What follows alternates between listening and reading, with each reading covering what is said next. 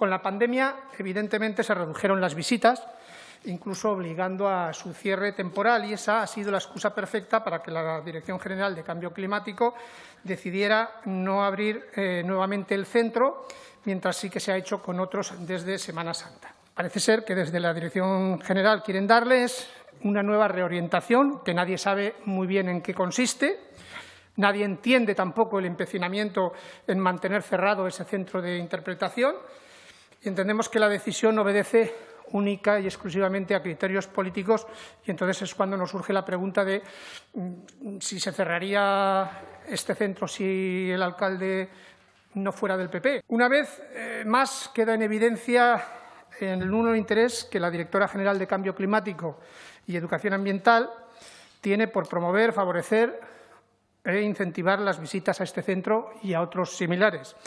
Y es que desde la Dirección General de Cambio Climático se predica,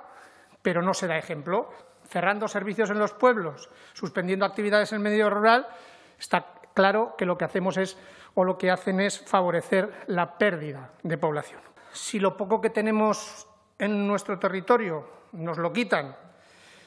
y además lo que se queda o lo que dejan que tengamos se le pone 1000 trabas y cada vez más restricciones y mayores impedimentos, para el desarrollo va a ser muy, muy difícil que podamos mantener vivo el medio rural.